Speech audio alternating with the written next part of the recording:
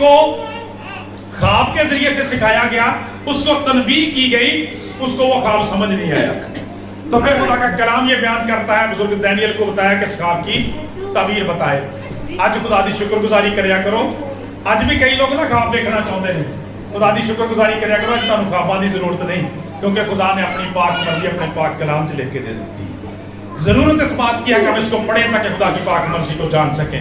خدا کا کلام یہ بیان کرتا ہے، بزرگ دانیل نے اس کی تشریح کیا کی، اس نے کہا بادشاہ سلامت، وہ درخت تو ہی ہے، وہ درخت تو ہی ہے، اس لیے کہ خدا فرماتا ہے کہ میں نے تجھے، خدا کا کلام بیان کرتا ہے کہ سلطنت دی، میں نے تجھے اختیار دیا، جس کو چاہے تو زندہ رکھے، جس کو چاہے تو، خدا کا کلام بیان کرتا ہے، ہلاک کرے، جس کو چاہے سرفراز کرے، جس کو چاہے تو ذلیل کرے۔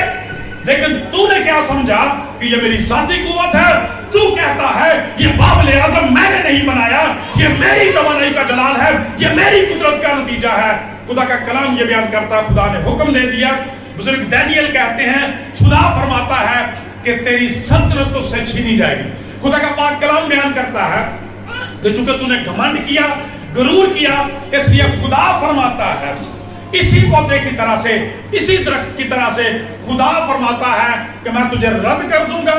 خدا کا کلام بیان کرتا ہے لوگ تجھے اتار دیں گے۔ خدا کا کلام کہتا ہے میں تیری شکل ایک گھاس کھانے والے بیل سے بدل دوں گا، میں تیری شکل ایک گھاس کھانے والے بیل سے بدل دوں گا، خدا کا کلام بیان کرتا ہے۔ اور میرے عزیزوں میں بات کر رہا تھا کہ اس سے پہلے کہ یہ بات آتی، خدا کا کلام بیان کرتا ہے کہ میں تیری شکل جو ہے وہ گھاس کھانے والے بیل سے بدل دوں گا۔ اور یہ ایک دو دن کی بات نہیں رہے گی، 7 سال گزریں گے تجھے اس عالم میں، اور تب تیری عقل تو تمہیں واپس آئے گی۔ کیا آئے گی؟ عقل۔ آج جنہوں پنجابی کیسے کہتے ہیں پھر تینوں عقل آ جائے گی، پھر پتہ لگے گا کہ خدا کون ہے تو میں کون ہوں۔ خدا کا کلام بیان کرتا ہے، خدا کا پاک کلام بیان کرتا ہے 7 ورس جو ہے خدا کا کلام کہتا ہے کہ تجھ پر گزر جائیں گے۔ اور خدا کا پاک کلام میرے عزیزوں یہ بیان کرتا ہے، دانیل نے یہ بات خدا کا پاک کلام بیان کرتا ہے، نبوکدنصر کو پہلے ہی بتا دی تھی، لیکن پاک کلام کے اندر لکھا ہے کہ 1 سال کے بعد، کتنی دیر کے بعد بھائی؟ 1 سال کے بعد خدا کا پاک کلام کہتا ہے اس کا دماغ وہیں کا وہیں تھا۔ اور اس سے پہلے جو واقعہ پڑھتے ہیں یہ 19 سال پہلے کا تھا، جب خدا نے اس کو یہ بات سکھا دی تھی۔ بہت دفعہ نا غور سے سنیں، توجہ سے، مہربانی سے، خدا کا کلام یہ بیان کرتا ہے ساڈیاں زندگیاں دا حال بھی انجے طرح رہتا ہے۔ سالہ سال چرچاتے رہتے ہیں، سالہ سال عبادات کرتے رہتے ہیں، کوئی تبدیلی نہیں۔ خدا کا پاک کلام یہ بیان کرتا ہے، ٹیلی ویژن چینلز چلتے رہتے ہیں، پروگرام دیکھتے رہتے ہیں، خدا کے خادموں کی دعاؤں کو سنتے ہیں، کلام کو سنتے ہیں، زندگی میں کوئی تبدیلی نہیں۔ اور ڈرن دی ضرورت ہے اس تو پہلا کہ خدا تعالیٰ اپنی عدالت سے کھڑیا کر لے۔ اس شخص کی زندگی میں وہ وقت آ گیا جس کو پہلے ہی بتا دیا تھا۔ آج بھی خدا کا کلام بیان کرتا ہے کہ خدا نے دنیا سے ایسی محبت رکھی، اپنا اکلوتا بیٹا بخش دیا تاکہ جو کوئی اس پر ایمان لائے ہلاک نہ بلکہ ہمیشہ کی زندگی پائے۔ جس کے پاس بیٹا ہے اس کے پاس زندگی ہے، جس کے پاس خدا کا بیٹا نہیں اس کے پاس زندگی بھی نہیں۔ لیکن آج خدا کا کلام بیان کرتا ہے ہم بھی سالہ سال اسی طرح سے زندگیاں گزارتے رہتے ہیں۔ اس کو عقل نہیں ہے، اس کو پتہ نہیں چلا۔ خدا کا پاک کلام پھر بیان کرتا ہے خدا نے پھر اس کو طلب کر لیا۔ اور یہ دیکھیں ذرا، سنیں دوبارہ سے، بادشاہ نے فرمایا یہ بابل اعظم نہیں جس کو میں نے اپنی توانائی کی قدرت سے تعمیر کیا کہ دارالسلطنت اور میرے جاہو جلال کا نمونہ ہو۔ کس کے جاہو جلال کا؟ میرے کا، خدا کے عدد کا نہیں۔ یہ خدا کو جلال نہیں دیتا، خدا کو عزت نہیں دیتا، مسیح کو آنر نہیں دیتا، کہتا ہے میرے جاہو جلال کا نمونہ ہو۔ اور آگے کیا لکھا سنیں ذرا، جب عدالت شروع ہوتی ہے بادشاہ یہ کہہ ہی رہا تھا، لکھا ہے بادشاہ یہ بات کہہ ہی رہا تھا کہ آسمان سے آواز آئی، اے نبوکدنصر بادشاہ تیرے حق میں فتویٰ یہ ہے کہ سلطنت اس سے جاتی رہی ہے۔ وہ تشریح شروع ہوگی جے، وہ تفسیر شروع ہوگی جے، تے کدی بھی خدا دے کلام نو نا معمولی نہ لیا کرو زندگیاں دے وچ۔ اس طرح ساڈیاں زندگیاں وچ تشریحاں تے تفسیراں ہوندیاں نے جدوں میں بدروہاں سون نہیں دیندیاں، بیماریاں ساڈا پیچھا نہیں چھڑدیاں، دعاواں تے دعا کردے ہیں خدا کوئی جواب نہیں دیندا، ایسیاں بیماریاں جنہاں دا پتہ ہی نہیں لگدا کہ کتھوں آ گئیاں تے کی ہون ڈیا۔ خدا کا کلام یہ بیان کرتا ہے سلطنت تجھ سے جاتی رہی، تجھے آدمیوں میں سے ہانک کر نکال دیں گے، تو میدان کے حیوانوں کے ساتھ رہے گا اور بیل کی طرح سے گھاس کھائے گا۔ سو سیڈ، انسان کو جانور بنا دیا جائے۔ اندازہ کریں ذرا، خدا کا کلام کہتا ہے 7 دور تجھ پر گزریں گے، تب تجھ کو معلوم ہوگا کہ حق تعالیٰ آدمیوں کی مملکت میں حکمرانی کرتا ہے اور اسے جس کو چاہتا ہے دیتا ہے. اور لکھا ہے کہ اسی وقت نبوکدنضر بادشاہ پر یہ بات پوری ہو گئی اور وہ آدمیوں میں سے نکالا گیا اور بیلوں کی طرح گھاس کھاتا رہا اور اس کا بدن آسمان کی شبنم سے تر ہوتا رہا یہاں تک کہ اس کے بال عقاب کے پروں کی مانند اور اس کے ناخن پرندوں کے چنگل کی مانند ہو گئے. اندازہ کرو ایک بندے دا ہے حال ہو جائے اجنو پنجابی چ پاگل بھی کہتے جی شدائی ہو گیا. خدا کا کلام یہ بیان کرتا خدا جو عقل جو ذہن جو زندگیاں جو خاندان خدا کو پہچاننے سے انکار کرتے ہیں خدا کا کلام بیان کرتا ہے کہ خدا کا کلام بیان کرتا ہے خدا کی عدالت جب ان پر نازل ہوتی ہے تو پھر ان کی عقل موف ہوتی جاتی رہتی ہے وہ پاگل ہو جاتے ہیں نالائق حرکتیں کرتے ہیں. خدا کا کلام بیان کرتا ہے لوگ ان کا مذاق اڑاتے ہیں. اور لکھا ہے ان ایام کے گزر جانے کے بعد میں نبوکدنضر پہلے خدا کا نبی پیغام کر رہا ہے خدا کا فرشتہ بول رہا ہے خدا کا کلام یہ بیان کرتا ہے اس کے بعد اب اس کا اقرار دیکھیں. لکھا ہے اور ان ایام کے گزرنے کے بعد میں نبوکدنضر نے آسمان کی طرف نظریں اٹھائیں اور میری عقل پھر مجھ میں واپس آئی اور میری عقل پھر مجھ میں واپس آئی جنہوں کہتے ہیں پھر عقل آئی پھر پتا چلا. لکھا ہے میری عقل پھر مجھ میں واپس آئی اور میں نے حق تعالیٰ کا شکر ادا کیا. میں نے حق تعالیٰ کا شکر ادا کیا. کیوں آئی سے اکھڑ ٹھکانے کے نہیں لیکن کنی دیر ایک دن دی گل نہیں 2 دنوں دی گل نہیں ایک دن دی گل نہیں 1 سال نہیں 7 سال لگے نے خدا دا پاک کلام بیان کرنے. جانوروں کی طرح سے بھوسا چرا ہے اس نے. خدا کا کلام کہتا ہے ذلیل کر دیا. خدا کا پاک کلام یہ بیان کرتا تب حق تعالیٰ کا شکر ادا کیا اور اس حی القیوم کی حمد و ثنا کی جس کی سلطنت ابدی اور جس کی مملکت پشت رہتی ہے. لکھا ہے اور زمین کے تمام باشندے ناچیز گنے جاتے ہیں اور وہ آسمانی لشکر اور اہل زمین کے ساتھ جو کچھ چاہتا ہے کرتا ہے اور کوئی نہیں جو اس کا ہاتھ روک سکے یا اس سے کہے کہ تو کیا کرتا ہے. اس وقت میری عقل مجھ میں پھر واپس آئی. دیکھو بار بار کہہ رہے ہیں میری عقل پھر مجھ میں واپس آئی اور میری سلطنت کی شوکت اس کے لیے میرا روب اور دبدبا پھر مجھ میں بحال ہو گیا. میرے عزیزوں ہم خدا کی شکر گزاری کریں. ہم نے پڑھا تھا کلام کے اندر کہ ایک درخت دکھایا گیا چوٹی آسمان تک پہنچ کے اس کو کاٹ دینے کا حکم دیا تو ابھی خدا نے اس کا جو ٹنڈ تھا اس کو نیچے رہنے کا حکم دے دیا. اس کا مطلب ہے کہ خدا نے کامل طور پر اس کو تباہ اور برباد نہیں کیا.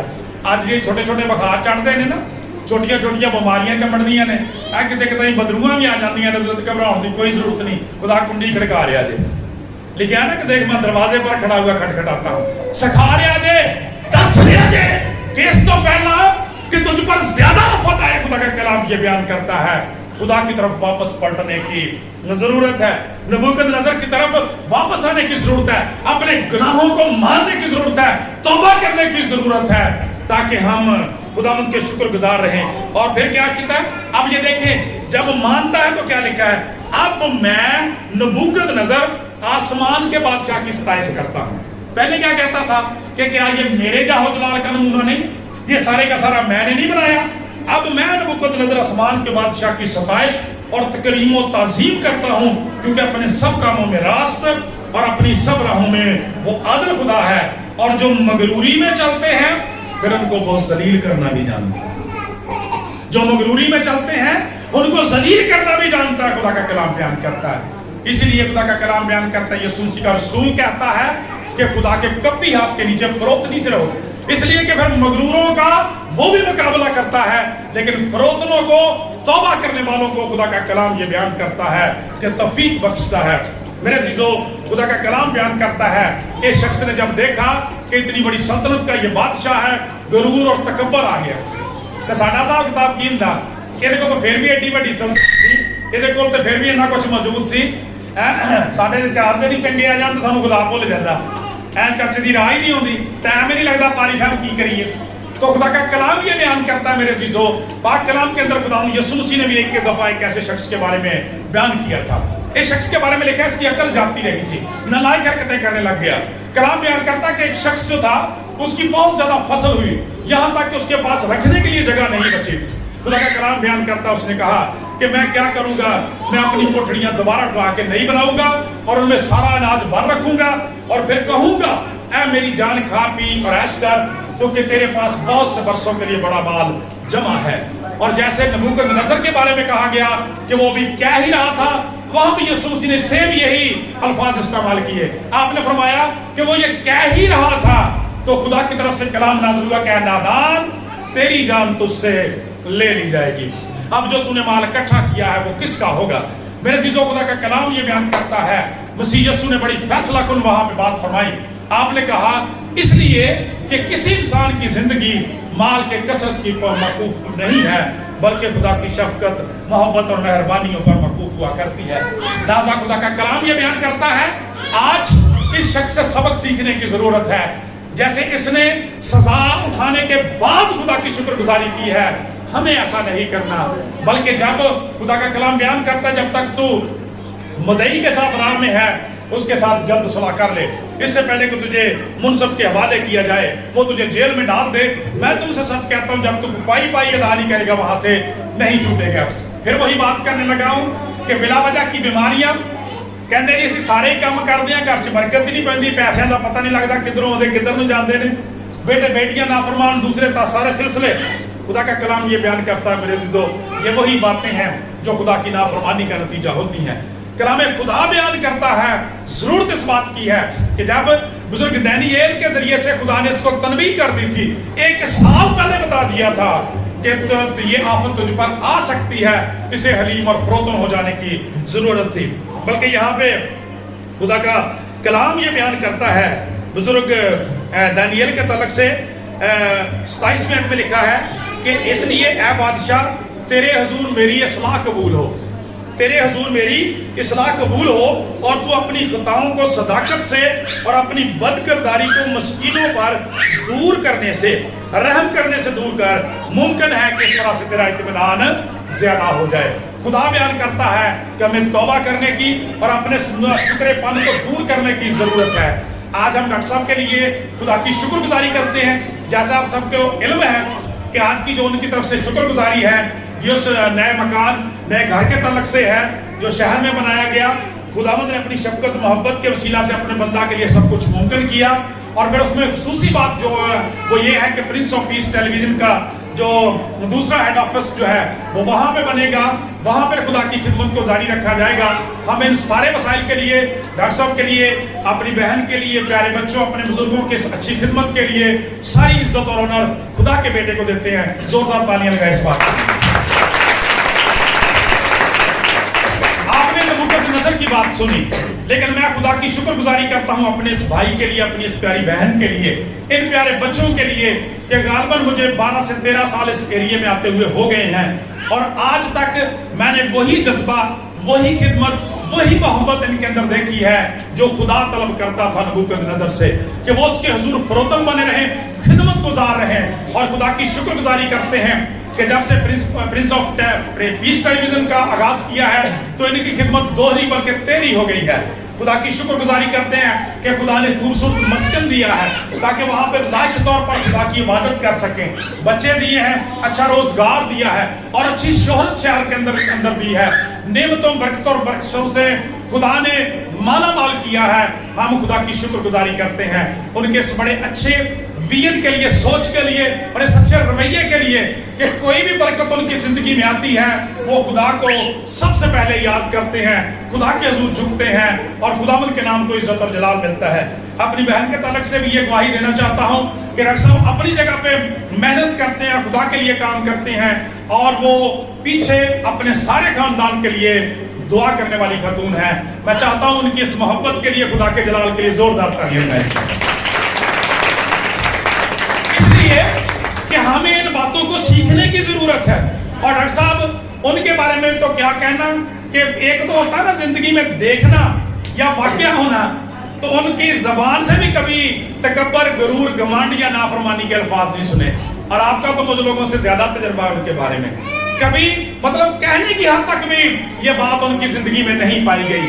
ہمیشہ حلیم فروتن ہو کے خداوند سے ہمیشہ اپنی کمیوں کوتاہیوں کو یاد کرتے ہوئے معافی مانگتے ہیں اور اس کی شکر گزاری کرتے رہتے ہیں ان ساری نعمتوں، برکتوں اور بخششوں کے لیے جس کا وعدہ خدا کرتا ہے.